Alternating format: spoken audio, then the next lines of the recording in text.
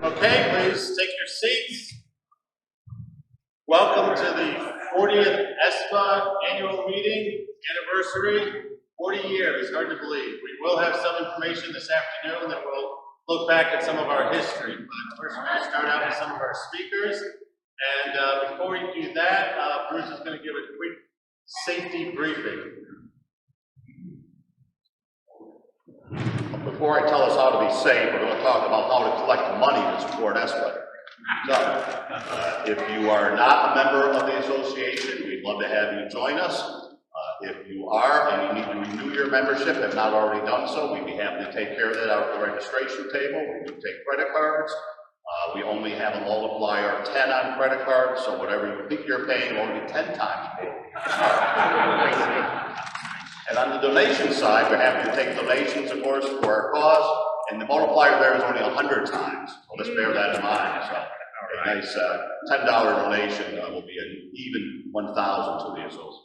Sure. But all kidding aside, we're moving ahead. We'll see later. We're taking some leaps on technology for the association, but we have to take any of those. However, we will talk about safety, as with every event, whether it is on the railroad, for the railroad, or our events, we need to make sure we're obviously operating in a safe manner. I'm going to designate Andrew Sable. Andrew, Andy, stand up. You are going to be designated to call 911 in the event of an emergency. He has a phone, that's a good thing. If I can have a show of hands for those who are in the room who are either first aid, CPR, and AED certified. We have a number of those folks, which is great. There is an AED available across the hallway in the general Proctors area, if that was necessary. Emergency exits is to the rear at this point, so behind you. There is an emergency exit to your behind you on the left with a sign, and out to the lobby again. Emergency exit would not be this way to State Street, because obviously we have that at this point blocked. The emergency assembly area I will designate in that we're going out the rear of here, will be in the outside the building complex, in the parking lot. That's a big wide open parking lot behind the building, and that's the lottery department's parking lot, so we can maybe buy some lottery tickets for our out there in case of that. While we have no expectation of obviously any severe emergency, the active shooter protocol, which is established around the country on safety, first thing in case of anything like that, first you would do would be to run, escape the area safely, obviously. The second would be attempt to hide from an active shooter or someone menacing you physically. The third is to, at last resort, would be to actually fight or engage the person who would be an active shooter or someone who's trying to harm you physically. We certainly don't anticipate any of that. I don't have up here the update on coronavirus. Obviously anybody, I don't see anybody coughing or hacking, so we're good with that. Very thankful. I'm personally very happy we're having a meeting today and not in a week or two, because who knows what's going to happen in a week or two in our general society. Any questions on safety? If not, Gary? Okay, for those of you that have an agenda, we're making a slight change to it. The mayor will go first. So I'd like to welcome Mayor Gary McCarthy, who's been the mayor going into his 9th year as the mayor of Schenectady. And I'd like to thank him for all of his work that he's done in order to provide us with a gorgeous new Schenectady station that's been open for a while. For those of you that remember the old station, it was not exactly very customer service directed, and the new station, the feedback we've gotten from our members has been extremely positive for the new Schenectady station. So as the president of ESPA, I'd like to thank the mayor for his involvement in promoting that new station. So let's welcome the mayor of Schenectady, Gary McCarthy.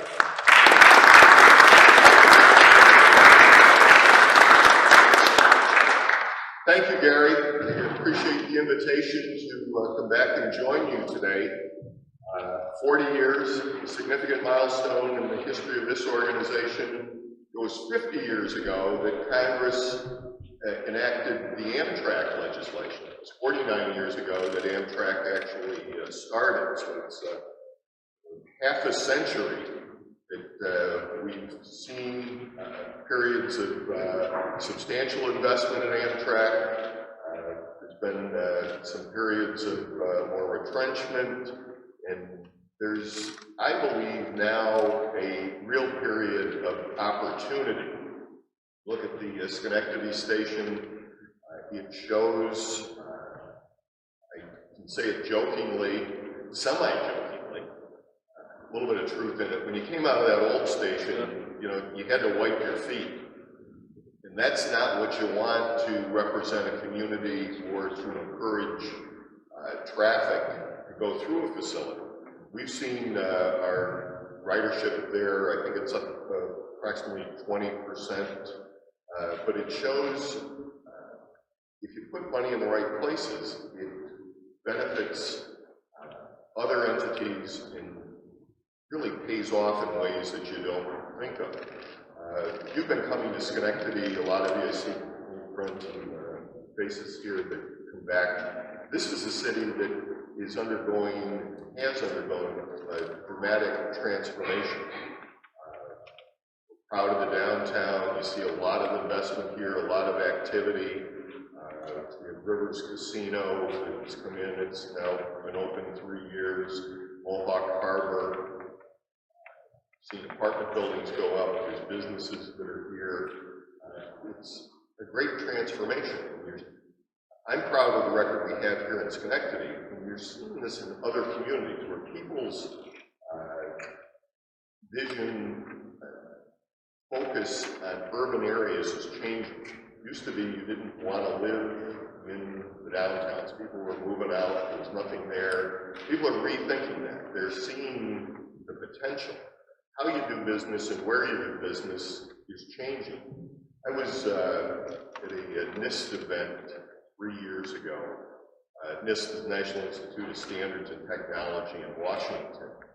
And at the event, they were talking about different statistics and numbers and saying that 90% of the information in the world today have been created in the last 36 months.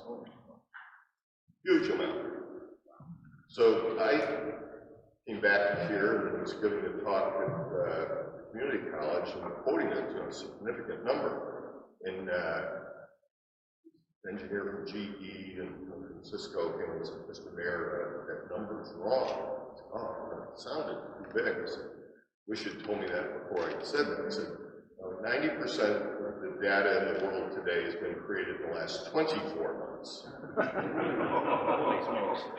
The information is changing. You know, it's probably 90% of the information in the world today was created this morning. It's coming off your car, your smartphone, how you communicate with devices within your house, within business. But it again is in urban areas, it's how you manage all that information. What do you do with it? How do you take advantage of it? In rail passages, where the opportunity to make investment now, I think, is one of its turning points. And the dynamics that we see in Washington, you know, there's a lot of turmoil. Whether you happen to be a Republican or whether you happen to be a Democrat, I'll tell you, the results coming out of Washington are not that impressive. People are fighting, they're posturing. There really isn't great vision or focus on creating value in this country. I think out of all this turmoil that's happening this year in the election, it's usually when it's darkest before the dawn, is that things will move forward, and you will see in the near future, and I hope, the opportunity to drive national agendas.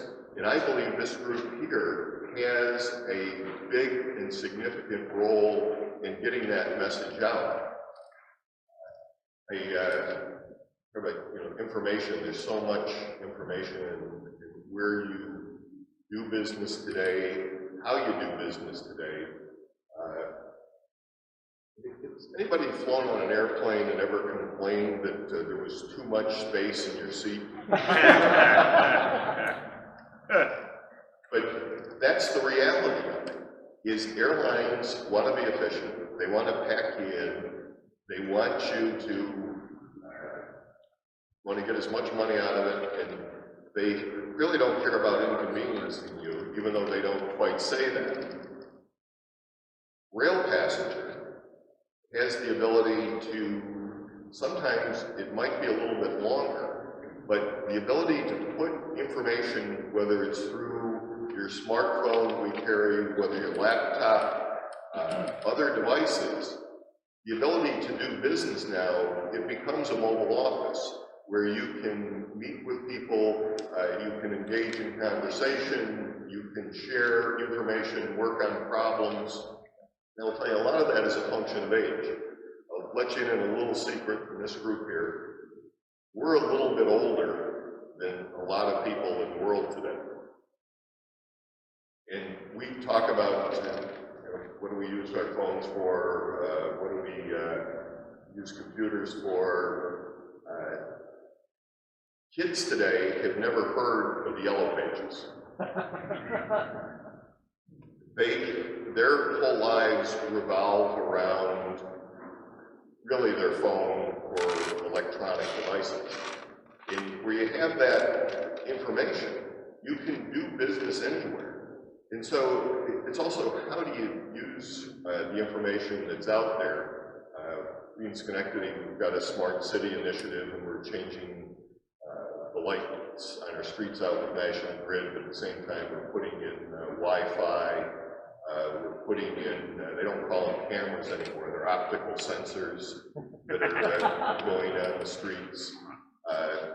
You stayed down at the hotels in the casino area. Erie Boulevard has roughly 30,000 cars a day. Today, from those optical sensors, can track the traffic, and we know when the peak times are.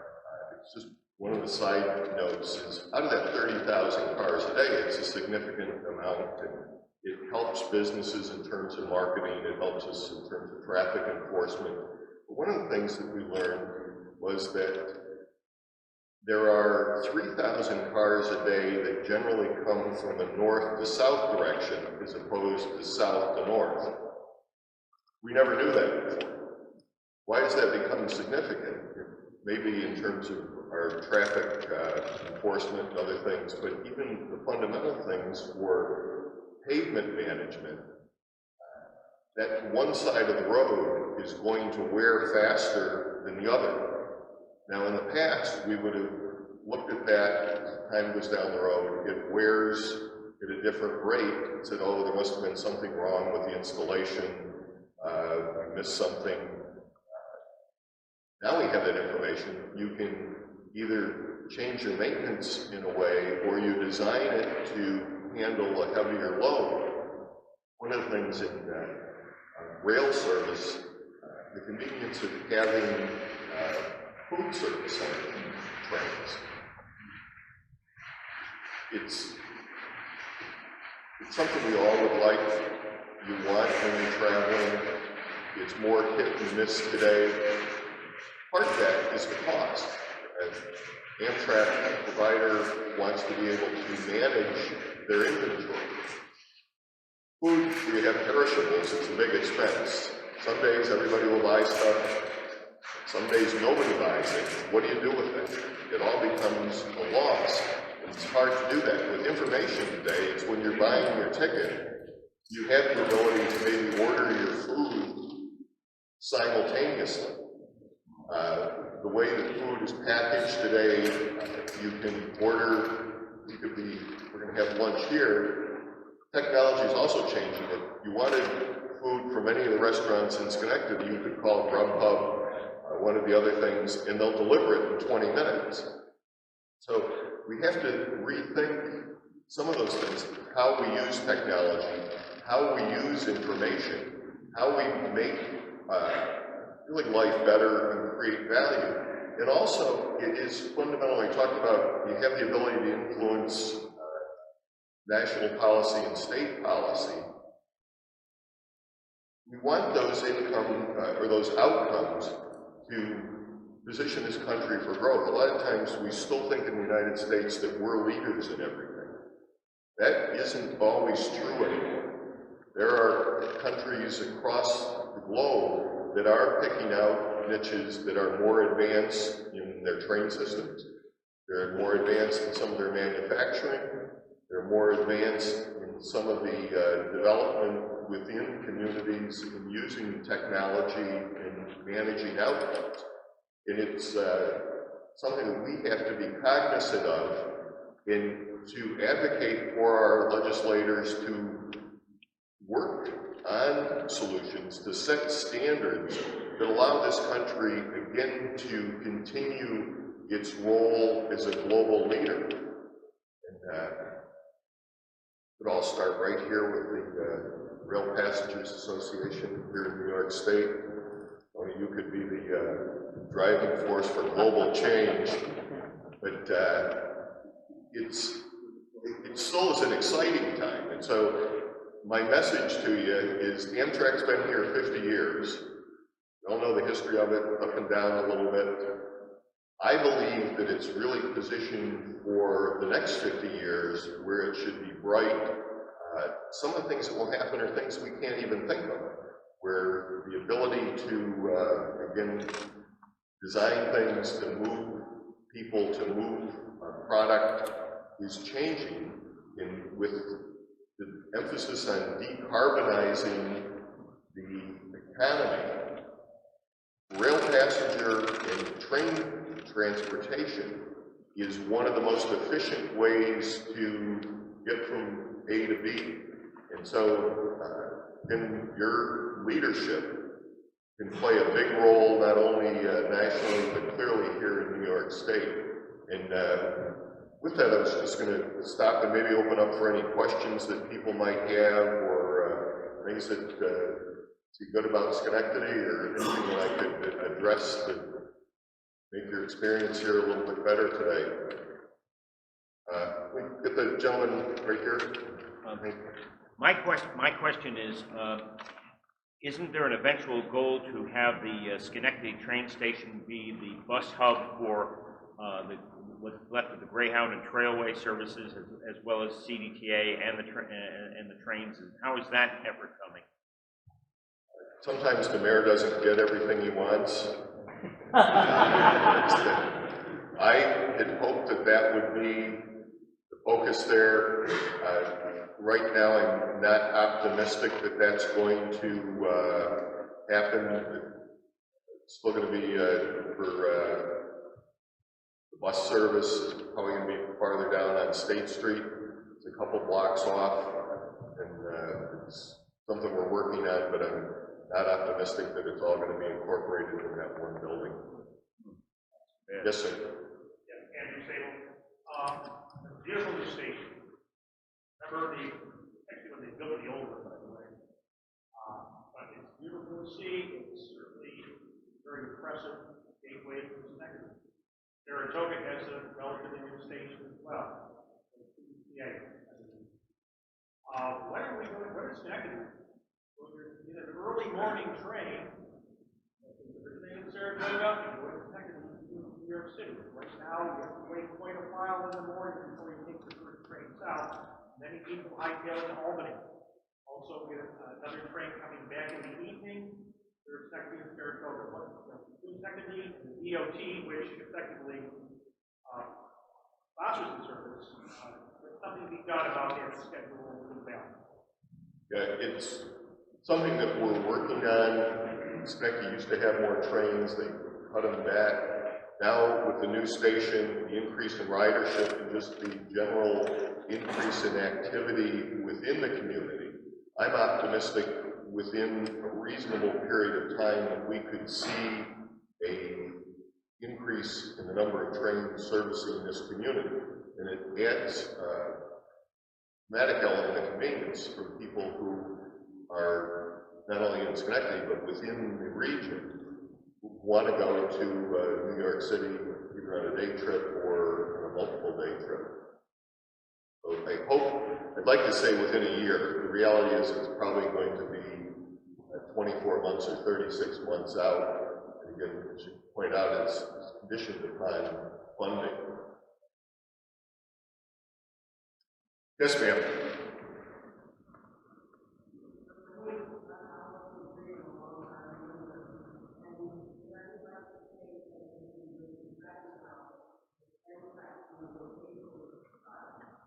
Sorry, I had a little bit of trouble hearing you, ma'am.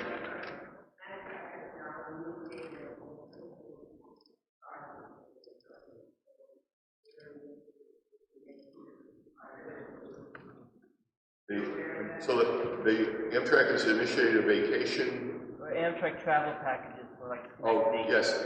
It's, I apologize, I don't know the specifics on that, but it's something that we're looking at. We have, Gary may be able to answer it. Yeah, I know that actually one of our members who will be here in about a half an hour, at New York by Rail Magazine, is actually in conversation with people up and actually and also over at the casino. Packages, yeah. Currently being looked at, especially with the, how the more practice. We have people today who will take the train from New York City, come up to Schenectady, stay overnight, and go to a show in Proctors, and then take the train back. And it's cheaper, and again, hopefully they get a much better experience than seeing a show in Midtown Manhattan. No disrespect to my friends in New York City. We're glad to have people come here. Yes, sir. Mr. Mayor, I was just curious, do you think mayors like yourself and others around the state are aware that under federal law, the amount of Amtrak service we have in the state is pretty much determined by how much the state wants to spend on Amtrak service? So it's really an Albany question more than a Washington, D.C. question. And how can we sort of unite mayors along the Empire Corridor and others to get a better program? I think they generally are, even though I understand you're outlining the current level of funding. I don't necessarily agree that we should accept that standard that Washington puts in place today, that there's a national value in investing in rail service, in where you're seeing growth in urban areas, you make opportunity there, just like the Schenectady station, and where, again, some of the runs, subsidies that had to increase over time.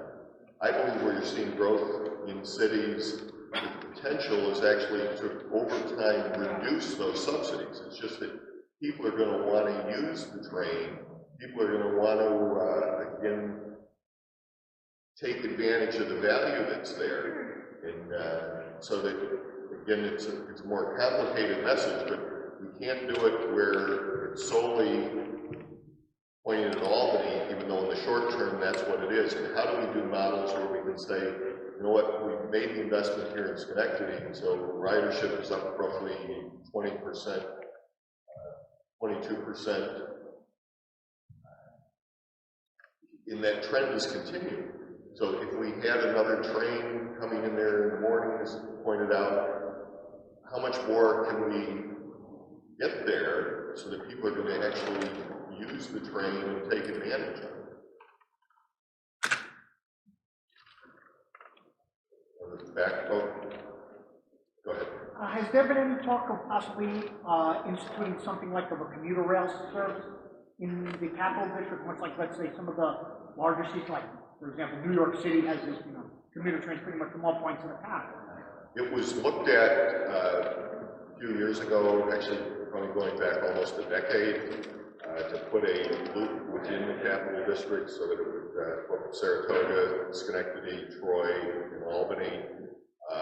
Some of that came down to who owns which track, and there was also some political debate because congressional representatives happen to be on part of the area Republican and part of the other side was Democrat. So I think that, yes, it would make sense when you have to drive on the thruway in the morning, you're going up and down 87 in the morning or evening, having a reliable rail service would eliminate a lot of that traffic, and again, just help also tie the region together, where I believe there's value in marketing the capital region. I, of course, would like everything to happen in Schenectady, but the reality is there's a lot of opportunity in Albany, there's good things happening in Troy, Saratoga Springs is there, and how do we take advantage of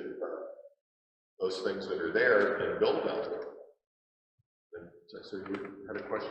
Yeah, what was it that initiated the revival of Schenectady, and what will it take to sustain it?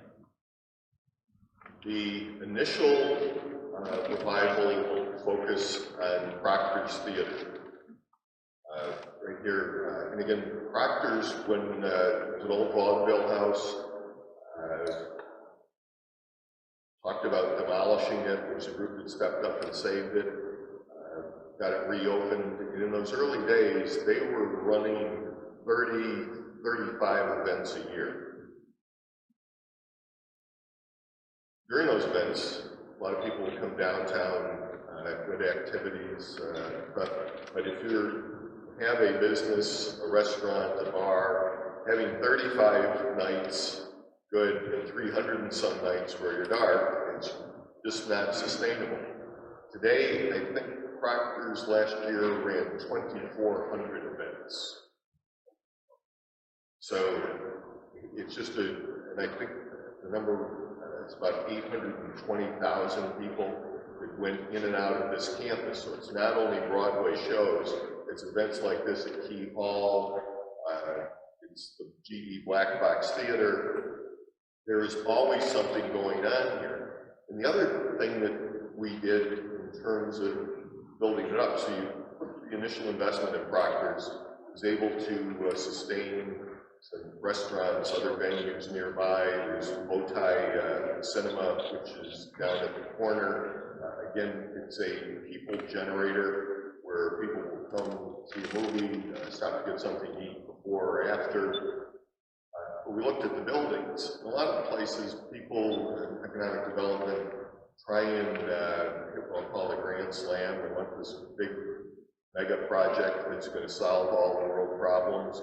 We have not approached it at that level. We take one building, fix it up, then move on to the next one. It's been a more slower, systematic growth where there hasn't been a lot of high risk in terms of public dollars. The casino was kind of at the other end of it, where we didn't actively initially go after the casino. We thought, well, we got the site, maybe we should put a package together. We thought it'd probably go to Saratoga or other communities. We went out and said, you know what, why don't we compete for it? And we won that in a competitive process.